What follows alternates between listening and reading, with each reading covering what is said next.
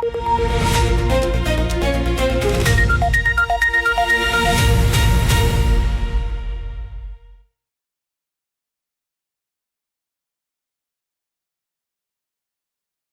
தமிழோடு இணைந்திருக்கிறீர்கள். ILC தமிழ் உயிரோடு தமிழில் உலக நார்வல் நிகழ்ச்சியில் இணைந்திருக்கிறீர்கள். உலக நார்வல் நிகழ்ச்சியில் பிரித்தானியாவிலிருந்து போடியில் ஆய்வாளர் அரசோகன் என்ற வணக்கம். அரசோகனே வணக்கம். நாகானை அனைத்துலக உயிரோடு தமிழ் உறவுகளுக்கு அன்பு கலந்த வணக்கம். இன்னொரு உலக நார்வல் நிகழ்ச்சி இணைந்திருக்கணும். தொடர்ச்சியாக இஸ்ரேல், ஈரான், அமெரிக்காவுக்கு இடையிலான போர் நிலவுகளை பார்ப்போம். போர் நிறுத்தம் காலவரை என்று நிறுத்தப்பட்டிருக்கின்ற என்று கூறுகிறார்கள். நேற்று கூட பேசும்பொழுது அதில் ஒரு குழப்பம் இருந்தது. 5 நாள் மட்டுமே இருந்தது என்று கூறியிருக்கிறார்கள். ஈரான் தரப்பினரை பொறுத்த மட்டும் ஈரானுடைய அதிபர் கூறியிருக்கிறார், பேச்சுவார்த்தை முறியடிக்கப்பட்டதற்கு காரணம் என்னவென்றால் உறுதிமொழிகள் மீறுதலும் முற்றுகை மற்றும் அச்சுறுத்தல் ஆகியவை உண்மை தன்மையோடு இவர்கள் பேச்சுவார்த்தையில் ஈடுபடவில்லை. நீங்களே அடிக்கடி கூறியிருந்தீர்கள், பேச்சுவார்த்தை நடத்திய பின்பு கூட கொலை முயற்சி வந்த விடயங்களை நீங்கள் கூறியிருந்தீர்கள். இவைதான் முக்கிய ஒரு தடையாக உள்ளது என்று ஈரான் திட்டவட்டமாக கூறியிருக்கின்றது. அப்ப நீங்கள் கூறுவதை தொடர்ந்து கூறிக்கொண்டு வந்தது ஈரானுக்கு இந்த பேச்சுவார்த்தையில் இவர்களோடு போய் பேசுவதற்கு தயாரில்லை. ஆனால் அமெரிக்காவை பொறுத்த மட்டும் தொடர்ச்சியாக ஒரு பிழையான தகவலை எப்பொழுதுமே ஊடகங்களுக்கு கொடுத்து கொண்டிருந்தார்கள். இந்த பேச்சுவார்த்தையினுடைய நிலைமை எவ்வாறு இருக்கின்றது? இதிலிருந்து பேச்சுவார்த்தை மேசைக்கு வரக்கூடிய ஏதும் சாதகங்கள் காணப்படுகின்றன. வெள்ளிக்கிழமை அதாவது நாளை பேச்சுவார்த்தை இடம்பெறும் என்று சொல்லியும் அதற்கான முயற்சிகளை இந்த பேச்சுவார்த்தை குழு தீவிரமாக அதில் ஈடுபட்டு கொண்டிருப்பதாகவும் செய்திகள் வெளிவந்து கொண்டிருக்கின்றன. ஆனால் ஈரானிடமிருந்து எந்த பதிலும் இல்லை. ஈரான் கூறுகிறது என்னென்று சொன்னால், பேச்சுவார்த்தை என்று சொல்லிவிட்டு இந்த முற்றுகையை கொண்டு வந்ததும், மற்றது அமெரிக்கா பேச்சுவார்த்தையில் அதிக அக்கறை செலுத்தவில்லை என்று சொல்லியும், இன்னொரு காரணம் பேச்சுவார்த்தையில் அமெரிக்காவின் தரப்பில் 2 வர்த்தகர்களை, அதாவது ரியல் எஸ்டேட் பிரமுகர்களை போட்டது. அதற்கு பிறகுதான் ஈரான் ஜேடி வேன்ஸை கேட்டிருந்தது. என்னென்று சொன்னால், அது சும்மா நீங்கள் ஒரு பேச்சுவார்த்தைக்கு வருபவர்கள் அந்த பிராந்தியத்தின் பூகோள அரசியலோ அல்லது அந்த பிராந்தியத்தின் உண்மையான நிலப்பாடு தெரியாதவர்களை அனுப்புவது அது ஒரு கேலி கூத்தானது. அவர்களின் வரவு என்னென்று சொன்னால், முதலாவது பேச்சுவார்த்தையை நீங்கள் பார்க்கலாம், ஸ்டீவ் விட்கோஃபுக்கும் அப்பாஸ் அரக்சிக்கும் இடையில் கடும் வாக்குவாதம் இடம்பெற்றதாக ஹார்முஸ் நீரிணை தொடர்பாக என்று உங்களுக்கு தெரியும். ஸ்டீவ் விட்கோஃபை பொறுத்தவரையில் 2 பேரும் இஸ்ரேலை சேர்ந்த ரியல் எஸ்டேட் ஒரு வர்த்தகர்கள் என்று கூறப்படுகிறது. அவர் இரண்டாவது இறுதியாக நடைபெற்ற பேச்சுவார்த்தைக்கு பிறகு, அதாவது இந்த போருக்கு முதல், நேரடியாக அப்ரஹாம் லிங்கன் கப்பலில் ஏறி அந்த படையினருடன் நின்று அடுத்த தாக்குதலை அவரே வழிநடத்தியது போல ஒரு படங்கள் எல்லாம் வெளியாகி இருந்ததும் தெரியும். இப்ப இது ஒரு தங்களுக்கு இப்ப ஈரான் கூறுகிறது சொன்னால், இது ஒரு நேரத்தை வாங்குகின்ற செயற்பாடே தவிர இதில் அதற்கு அப்பால் நாங்கள் எதுவும் சொல்ல வாய்ப்பில்லை. அவர் தங்கள் போரை தயாரிப்படுத்தலுக்கு அமெரிக்கா செய்கின்ற ஒரு திட்டமாகத்தான் தாங்கள் அதை பார்க்கக்கூடியதாக இருக்கும் என்று கூறியிருக்கிறார்கள். அப்ப இந்த கடற்படை முற்றுகையை எடுக்காமல் தாங்கள் போக போவதில்லை. அதே சமயம் அசீம் முனீர், அவர் பாகிஸ்தான் ஃபீல்ட் மார்ஷல், அவரும் கூறியிருந்தார் ட்ரம்பிடம், நீங்கள் முற்றுகை தான் இதுக்கு ஒரு மிகப்பெரிய தடையாக இருக்கிறது என்று சொல்லி, ஆனால் தான் அதை கன்சிடர் பண்றேன் என்று கூறியதாகவும் தகவல்கள் வெளிவந்திருந்தது. ஆனால் இன்று வரை அது நடக்கவில்லை. வெள்ளிக்கிழமை நடக்குமோ நடக்காதோ என்று தெரியவில்லை. அமெரிக்காவின் ஏற்கனவே 6 விமானங்கள், வாகன தொடரணிகள், பாதுகாப்பு கருவிகளுடன் இறங்கி இருக்கின்றன. அவர்கள் அப்படியே நிற்கிறார்கள் பாகிஸ்தானில். ஈரான் தரப்பு தான் இன்னும் போகவில்லை.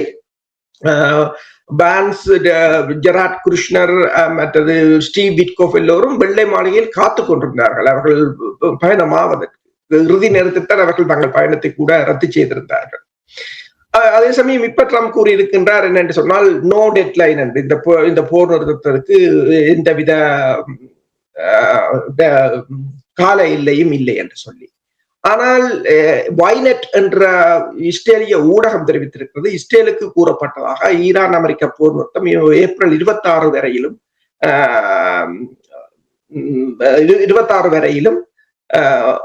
ஒத்திவைக்கப்பட்டுள்ளதாக அல்லது நீடிக்கப்பட்டுள்ளதாக கூறியிருக்கிறது. நேற்று ட்ரம்ப் அவர்கள் கூறியிருந்தார், இந்த போர் நிறுத்தம் 3 தொடக்கம் 5 நாட்களுக்கு ஈரான் தனது கோரிக்கைகளை முன்வைக்க வேண்டும் என்று கூறியிருக்கிறார். அதற்கு ஆனால் ஈரான் தரப்பு தற்போதைய நிலையில் ஈரான் தரப்பு கூறுகிறார் தாங்கள் அமெரிக்க அதிபரின் பேச்சுக்களை ஒரு பொருட்டாக இப்போது எடுப்பதில்லை என்று தாங்கள் முடிவு செய்திருப்பதாக அவர்கள் கூறியிருக்கிறார்கள்.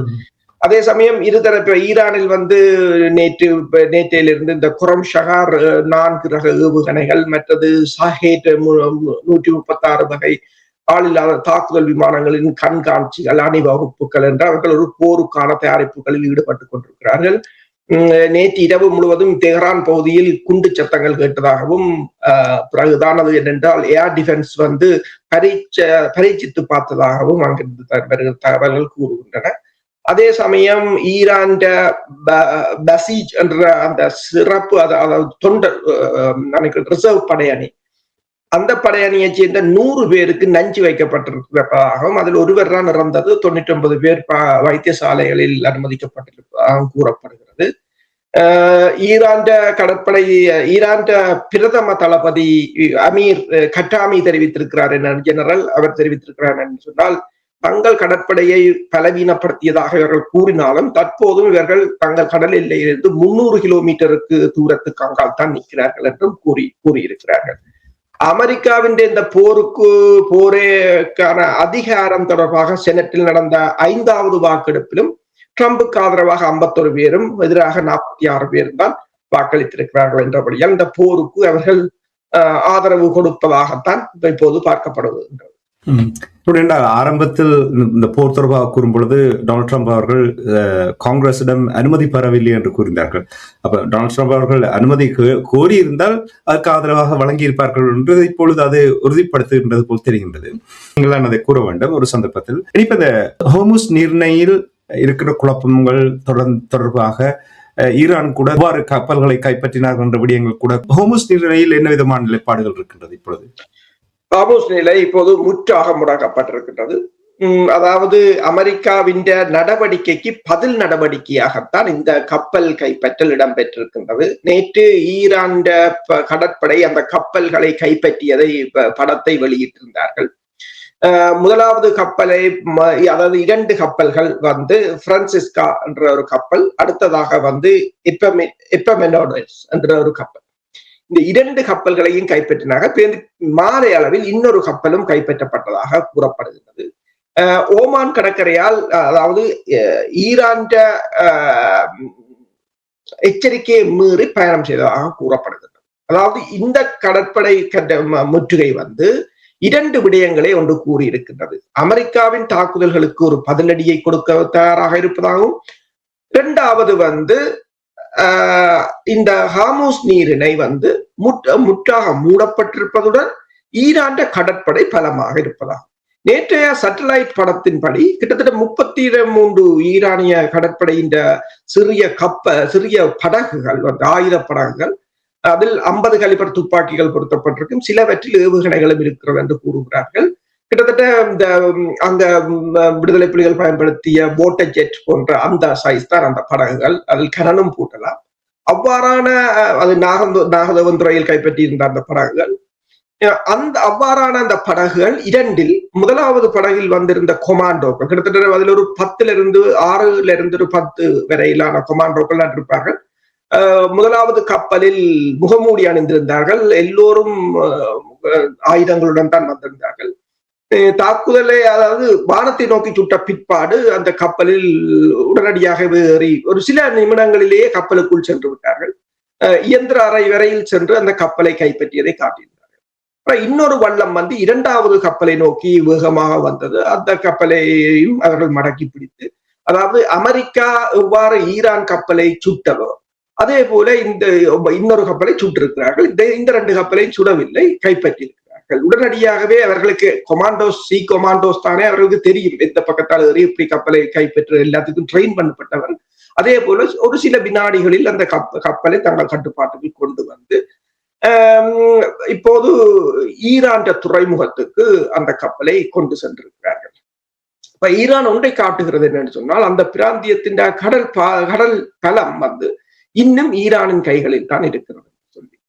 அதுக்கு பிறகுதான் இந்த CBS செய்தி நிறுவனம் போட்டிருக்கின்றது, இல்ல ஈரான் கடற்படையில் கிட்டத்தட்ட 60% இன்னும் அழிக்கப்படாமலே இருக்கிறது என்று, நீர்மூழ்கி கப்பலாக இருக்கலாம், சிறப்பு படை கப்பல்களாக இருக்கலாம், இன்னும் அழிக்கப்படாமலே இருக்கிறது என்றுதான் கூறியிருக்கிறார்கள். இப்ப அமெரிக்கா மத்திய கட்டளை மையம் எவ்வாறு அந்த தாங்கள் 2 கப்பல்களை கைப்பற்றியதுக்கான காணொளிகளை வெளியிட்டார்களோ, அதாவது அமெரிக்காவுடைய மரைன் படையினர் உலங்கு வானூர்திகளில் சென்று அதில் தரை இறங்கி கப்பலை கைப்பற்றியது, அதே போன்ற 2 காணொளிகளை இவர்களும் வெளியிட்டிருக்கிறார்கள். அப்ப இனி தொடர்ச்சியாக நடைபெறுமாக இப்ப பனாமா ஒரு கண்டனத்தை தெரிவித்திருக்கிறது, தங்கள் கொடியுடன் போன கப்பலை கைப்பற்றியது என்று சொல்லி. ஆனால் என்ன சொன்னால், பொதுமக்களின் கப்பலை கைப்பற்றுவது அல்லது கைப்பற்ற விடுவது 2 தரப்பும் அதை மதித்தால்தான் அதை நடைமுறைப்படுத்த முடியும். நான் முதல்லே கூறியிருந்தேன், இந்த போரில் ஈரான் வென்றதுக்கு முக்கிய காரணம் அனைத்துலக விதிகளை உடைத்தது. ஏனென்று சொன்னால், இஸ்ரேலும் அமெரிக்காவும் எவ்வாறு இந்த அனைத்துலக விதிகளை மதிப்பதில்லையோ அதே போல இன்னொரு நாடும் அதை மதிக்கவில்லை என்றால் இவர்கள் என்ன பாடுபடுகிறார்கள் என்பதை காட்டுவதற்காக. அதே போன்றுதான் இந்த கப்பல் விவகாரத்திலும் இப்போது அமெரிக்கா இனி கிட்டத்தட்ட அமைதியாக இருக்கும். ஏனென்றால் அதற்கு பிறகு இப்போது ரஷ்யாவினதும் ஈரானையும் எண்ணெய்க்கான தடையை மேலும் 1 மாதம் நீடித்திருக்கிறார்கள். அப்ப ஸ்காட் பெசன்ட் கூறும்போது, ட்ரெஷரி செக்ரட்டரி கூறும்போது கூறியிருக்கின்றார் என்று சொன்னால், 10க்கும் மேற்பட்ட நாடுகள் தங்களிடம் கேட்டவராகவும் அதை நீடிக்க சொல்லி கேட்டதால் தாங்கள் நீடித்திருப்பதாக கூறியிருக்கிறார்கள். இப்போது பாத்தீங்கள் என்று சொன்னால், இந்த அமெரிக்க ஊடகங்கள் போட்டிருக்கின்றன, இந்த மார்ச் 2ஆம் தேதியில இருந்து கிட்டத்தட்ட 308 ஈரான் கப்பல்கள் இந்த ஹார்முஸ் நீரிணையின் ஊடாக சென்று வந்திருக்கின்றன என்றும், 90 ஈரான் அல்லாத கப்பல்களும் 308 ஈரானிய கப்பல்களும் சென்று வந்திருக்கின்றன என்றும் கூறப்படுகிறது. போர் நிறுத்தம் முடிவுக்கு கொண்டு வருவதற்கான கால வரை இல்லை என்று அமெரிக்கா கூறிவிட்டது என்று நீங்கள் கூறினீர்கள். நேரத்தில் ஈரான் கூறுகிறது ஹோர்முஸ் நீரிணை மீண்டும் திறப்பதற்கு சாத்தியமில்லை என்று ஈரான் கூறுகிறது. அப்படி என்று சொன்னால் தாக்குதல்கள் நடக்கப் போவதை போல் இல்லை. அப்படி என்றால் என்ன நடக்கப் போகின்றது? இப்ப பொருளாதாரம் பெரிய ஒரு சிக்கலை காணப்போகின்றது. என்ன நடக்க போய் நிலைமையில் ஏதாவது மாற்றம் வருமா? அமெரிக்கா விட்டுக் கொடுக்க வேண்டிய ஒரு நிலைமை வரப்போகின்றதா ஹோர்முஸ் நீரிணையில், அல்லது இப்படியே நிக்க போகின்றதா? என்னென்று சொன்னால், எல்லா நாடுகளின் பொருளாதாரமும் மிக வேகமாக கடும் சேதத்தை சந்தித்துக் கொண்டு வந்து கொண்டிருக்கிறது. இதை தொடர்ந்து தாக்குதலை நடத்தவும் இவர்களால் முடியாது. ஏனென்று சொன்னால், அதற்குரிய இந்த தாக்குதல்களை நடத்துவதற்குரிய பலமும் அவர்களிடம் ஏவுகணை பலங்கள் கடுமையாக குறைந்து விட்டது என்று கூறினாலும், ஏனைய நாடுகளில் அதை சுற்றி இருக்கின்ற நாடுகள் கடுமையாக பாதிக்கப்படுகின்றன. இப்போது ஈரான் இன்னொன்றை கூறியிருக்கின்றது நேற்று, அதாவது இனிய ஒரு தாக்குதல் இடம்பெற்றால் ஒரே ஒருங்கிணைந்த தாக்குதல் மூலம் உலகின் எண்ணெய் விநியோகத்தை ஒரே நேரத்தில் சீர்குலைக்கவும், வளைகுடாவின் இணைய இணைப்பை துண்டிக்கவும், ஐரோப்பாவை ஆசியாவிலிருந்து முற்றிலுமாக துண்டித்து விடுவதாகவும் ஈரான் அச்சுறுத்தி இருக்கிறது. அதற்கான வரைபடத்தையும் அவர்கள் வெளியிட்டிருக்கிறார்கள். அதாவது செங்கடலிற்கு சவுதி அரேபியா கொண்டு செல்லும் ஜாம்பு குழாய் வழிகளை தாக்கி அழிப்பது, அதாவது சவுதி அரேபியாவிலிருந்து எண்ணெய் செங்கடலின் ஊடாக சென்று செங்கடலின் ஊடாக வருகின்ற கப்பல்களுக்கு ஏற்றப்படும் எண்ணெய்க்கான அந்த குழாய் வழியை தகர்ப்பது. அதே போல உலகில் மிகப்பெரிய எரிபொருள் நிரப்பும் மையங்களில் ஒன்றான UAE புஜைரா பகுதியை தாக்குவது, ஹார்முஸில் எஞ்சியிருக்கும் மாற்றுப்பாதையான பாப் அண்ட் அல் மண்டே பகுதியை மூடுவது. இந்த 3ம் ஒரே நேரத்தில் நடந்தால் உலகில் 1/4 பங்கு எண்ணெய் விநியோகம் ஒரே அடியாமல் இல்லாமல் போய்விடும் என்பது மட்டுமல்லாமல், சவுதி அரேபியாவுக்கு மாற்று வழிகள் ஏதும் இருக்காது என்றும், உலகளாவிய சந்தை முற்றிலும் உடைந்துவிடும் என்றும் கூறியிருக்கிறார்கள். இது முதலாவது திட்டம். 2வது சொல்லுகிறார், ஹார்முஸ் நீரிணை வழியாக செல்லும் சுமார் 7 முக்கிய கேபிள் அமைப்புகளை வளைகுடாவின் மொத்த இணைய போக்குவரத்தில் 97% அதற்குள்ளால் தான் செல்கின்றன.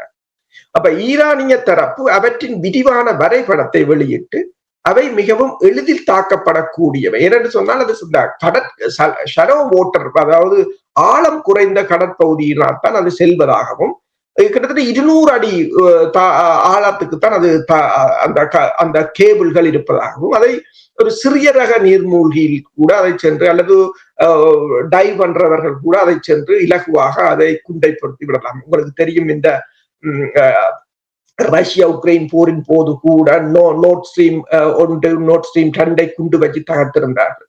அதே போன்ற ஒருதான்.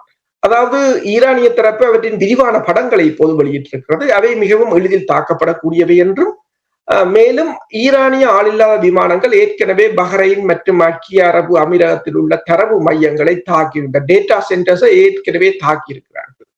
அப்ப இது எனவே இந்த தாக்குதல் அவர்களுக்கு புதிதாக இல்லை. மற்றது ஈரான் இஸ்ரேலோ அமெரிக்காவோ இந்த அனைத்துலக விதிகளை மதிக்காத போது ஈரானும் மதிப்பதில்லை. அதுதான் நேற்றைய இந்த கப்பல்கள் மீதான தாக்குதல்களையும் காட்டியிருந்தது. அப்போ வளைகுடா நாடுகள் ஒரே நேரத்தில் முடங்கினால் அப்போது முழுவதும் டிஜிட்டல் பொருளாதாரம், கிளவுட் சிஸ்டம் மற்றும் நிதி அமைப்புகள் அனைத்தும் செயலிழந்து விடும் என்று சொல்லி, இது ஏற்கனவே பேரழிவை ஏற்படுத்திய இந்த போரில் மற்றும் ஒரு பேரிடராக அமையும் என்றும் கூறியிருக்கிறார்கள் ஈரான் தரப்பினர். அப்ப இதெல்லாம் ஈரான் செய்யாதென்று இனி சொல்ல முடியாது. ஏனால் எல்லாவற்றையும் அவர்கள் செய்து காட்டுகிறார்கள். டேட்டா சென்டரை அடித்திருக்கிறார்கள். எல்லாவற்றையும் இப்ப கப்பலுக்கு கப்பல் என்று அவர்கள் எதையிலும் பின்வாங்குவதாக இல்லை. அதைத்தான் அமெரிக்கா ஆய்வாளர்கள் கூறுகிறார்கள். ஒரு தலைமை பீடத்தை அழித்து விட்டு அதை ஒரு வெற்றிடமாக்கி பிறகு மீதம் உள்ளவர்களை மிகவும் சீற்றமுள்ளவர்களாக மாற்றிவிட்டு நீங்கள் இந்த போரை வெல்ல முடியாது என்று சொல்லி, இதே நேரத்தில் லெபனான் இஸ்ரேலுக்கு இடையிலான போர் தொடர்பான நிலைமைகளை பார்க்கும் பொழுது உங்களுக்கு தெரியும், போர் நிறுத்தம் வந்திருந்தது. இன்று அதாவது வியாழக்கிழமை இஸ்ரேல் லெபனானுக்கு இடையிலான பேச்சுவார்த்தைக்கான ஒழுங்கு செய்யப்பட்டிருந்தது. இதற்கு அமெரிக்காவுடைய மத்தியஸ்தத்தை ஹிஸ்புல்லாக்கள் ஏற்றுக்கொள்ளக்கூடிய ஒரு வாய்ப்பு இருக்கின்றது என்று கூட கூறுகிறார்கள். இது தொடர்பாக, இது பேச்சுவார்த்தை தொடர்பாக, அது மட்டும் இல்லாமல் அங்கே தொடர் தாக்குதல் நடந்திருக்கின்றது போல் இருக்கின்றது. அந்த நிலைமைகளையும் உறவுகளுக்கு கூறுங்கள். அமெரிக்கா உண்மையில் இப்ப ஈரான் ஒன்றை கூறியிருக்கிறது. மற்றது ஈரான் சார்பா ஈரான் அமெரிக்காவுக்கு இடையிலான பேச்சுவார்த்தை முறிவுக்கான காரணங்களிலும் பலர் ஒன்றை கூறியிருக்கிறார்கள். என்னென்று சொன்னால் அதுக்கு முக்கிய காரணம் இந்த லெபனான் இஸ்ரேல் போரில் இஸ்ரேல் தொடர்ச்சியாக அந்த போரை மேற்கொண்டு நடத்துவது. இப்ப இன்று நேற்றும் இஸ்ரேல் மேற்கொண்ட தாக்குதலில் ஊடகவியலாளர் ஒருவர் கொல்லப்பட்டிருப்பதாக கூறப்படுகிறது. இது கிட்டத்தட்ட இப்ப இந்த மார்ச் மாதம் தொடங்கிய போரின் பிறகு 4வது ஊடகவியலாளர் கொல்லப்பட்டிருக்கிறார். நேற்றும் இஸ்ரேல் லெபனானின் பல பகுதிகளை தாக்கியிருந்தது. அதே சமயம் ஹிஸ்புல்லாக்களும் தமது தாக்குதல்களை நடத்தியிருந்தார்கள். ஹிஸ்புல்லாக்கள் மேற்காவாட் டாங்கிகளை தாக்கியிருந்தார்கள். இன்று தாக்கியதாக தகவல்கள் வெளிவந்திருக்கின்றன. அதே நேரத்தில் தான் அமெரிக்கா இஸ்ரேலுக்கான அமெரிக்க தூதர் மைக் ஹகபியை அவசரமாக பேச்சுவார்த்தைக்காக வாஷிங்டனுக்கு அழைத்திருந்தது. இந்த போர் நிறுத்தம், ஈரானுடனான போர் நிறுத்த பதட்டம் அதிகரித்திருந்த நேரத்தில் அவரை அழைத்ததாகவும் மூடிய அறைக்கு பின்னால் பேச்சுவார்த்தைகள் நடந்ததாகவும் கூறப்படுகிறது. அதற்கு பிற்பாடுதான் இப்போது இஸ்ரேலின் லெபனானுக்கும் இஸ்ரேலுக்கும் இடையிலான 2வது சுற்று பேச்சுக்கள் இடம்பெறப் போகிறது என்று சொல்லியும், ஆனால் லெபனான் பல கோரிக்கைகளை முன்வைத்திருக்கின்றது.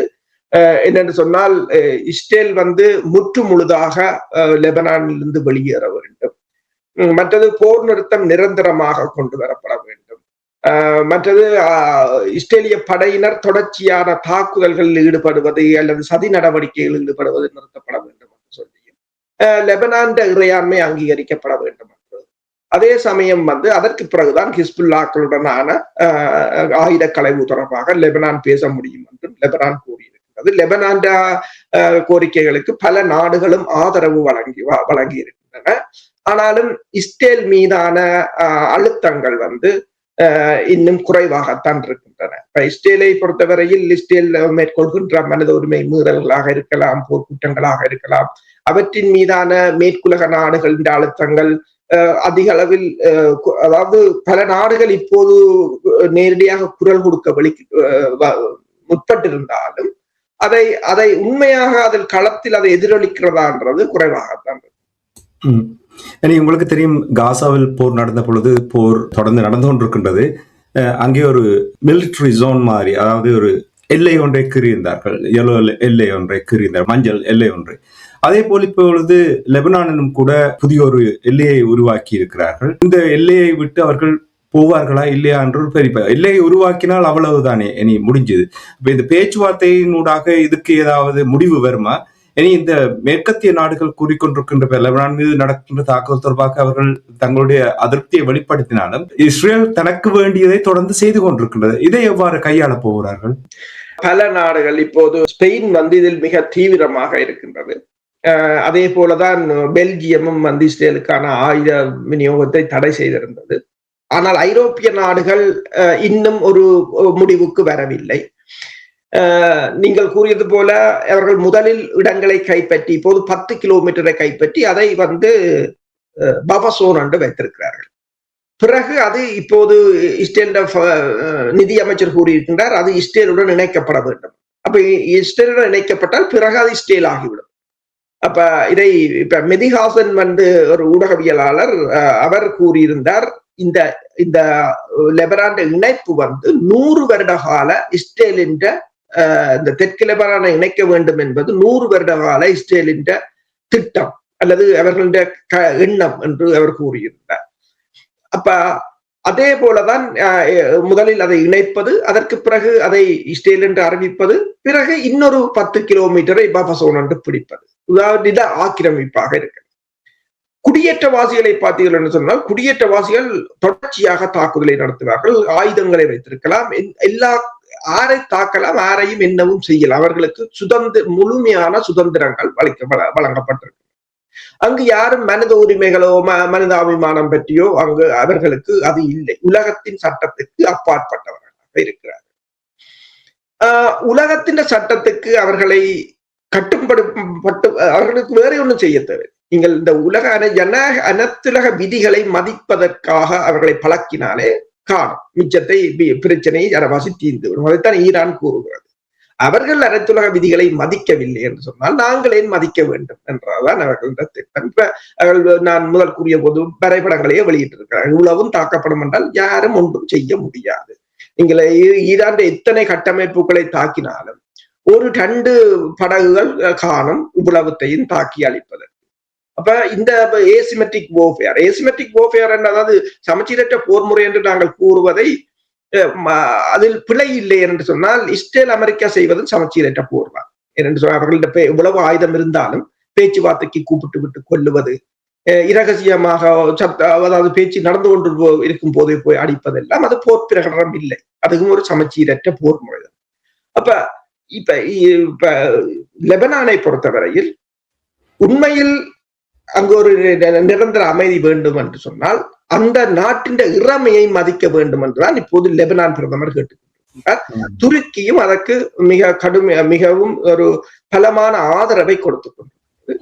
ஆனால் துருக்கி கூட நாங்கள் ஐரோப்பிய ஒன்றியத்தை மட்டும் கூற தேவையில்லை, துருக்கி கூட இஸ்ரேல் மீதான அழுத்தங்களை பெரிதளவில் போட்டதாக அவர்கள் ஐரோப்பிய ஒன்றியத்தின் மீது குறை கூறுகிறார்களே தவிர அவர்கள் ஒரு காத்திரமான அழுத்தத்தை பிரயோகிக்கவில்லை என்பதையும் கூட அவதானிக்கக்கூடிய இருக்கிறது. சரி, நிறைவாக சொல்ல நீங்கள் ஆரம்பத்தில் கூறிய ஒரு விடயத்தினுடைய உங்களுடைய பார்வை எவ்வாறு இருக்கிறது கேட்டு முடிவுக்கு கொண்டாட நீங்கள் ஜெரார்ட் குஷ்னர் மற்றும் விட்காஃப் தொடர்பாக கூறும்பொழுது கூறினீர்கள், ஈரானியர்கள் தொடர்ந்து கூறிக்கொண்டு வருகிறார்கள், அவர்களிடம் ஆளுமை இல்லை, அவர்கள் ஒரு எஸ்டேட் ஏஜென்ட்ஸ். அதே போல் தான் டொனால்ட் ட்ரம்ப் அவர்கள். இப்ப உங்களுக்கு தெரியும், டொனால்ட் ட்ரம்ப்புடைய வளர்ப்பு, அவருடைய கல்வி, அந்த நாடு ஒரு பெரிய நாடு, உலகத்தில் ஒரு பெரிய நாடு என்று சொல்லும் பொழுது தொடர்ந்து வந்த தலைவர்களை பார்த்தீர்கள் நிறைய ஆளுமை உள்ளவர்கள். ஆனால் டொனால்ட் ட்ரம்பிடம் அந்த ஆளுமை இல்லை என்று பலர் சுட்டிக்காட்டியது சமூக வலைத்தளங்களில். பலர் கேலி சித்திரங்கள் எல்லாம் வரையப்பட்ட விடயங்களை பார்த்து வரலாறு காணாத வகையில் எந்த ஒரு அரசு தலைவர்களும் இப்படி பார்க்கப்படவில்லை. இதற்கு யார் பொறுப்பு? இவரை தெரிவு செய்ய இப்ப உங்களுக்கு தெரியும், அமெரிக்கா ஃபர்ஸ்ட், அமெரிக்கா என்ற அந்த அவர் கூறிய அந்த வார்த்தைகள் மக்களுடைய மனதுக்குள் சென்று தரமானவரை தெரிவு செய்யாமல் மறைத்து விட்டது என்று சிந்திக்க தோன்றுகிறது என்று கூட பலர் கூறியிருக்கிறார்கள். டொனால்ட் ட்ரம்புடைய தெரிவுக்கு யார் பொறுப்பு? ஏற்கனவே அவரை பற்றி முதல் தடவையாக வருகிறார் என்றால் ஏற்றுக்கொள்ளலாம், அவரை பற்றி அதிகமாக தெரியாது, ஒரு சந்தர்ப்பத்தை கொடுத்து. ஆனால் ஏற்கனவே ஒரு தடவை அதிபராக இருந்து குழப்பங்களை ஏற்படுத்தி 2வது தடவை தோல்வி அடைந்த பின்பு அந்த தோல்வி குளறுபடிகள் நடந்தது என்று இப்பொழுதும் அவரோடு செயல்படுபவர்கள் எல்லோரும் கூறுகின்ற நேரத்தில் இதுக்கு யார் பொறுப்பு? இந்த நிலைமைக்கு டொனால்ட் ட்ரம்ப் பொறுப்பா அல்லது அமெரிக்க மக்கள் பொறுப்பா? அமெரிக்க மக்கள் தான் இதற்கு முக்கியமாக பொறுப்பேற்க வேண்டும். அதாவது ஒரு சாம்ராஜ்யம் மெல்ல மெல்ல உடைந்து வீழ்வதற்கான அத்தனை பொறுப்பையும் அமெரிக்க மக்கள் தான் மேற்கொள்ள வேண்டும். அமெரிக்காவின் பலம் என்பது அமெரிக்காவின் வருகின்ற ஜனாதிபதிகளை சார்ந்ததில்லை. அந்த மக்களிட பலம் தான் அமெரிக்காவின் பலம்.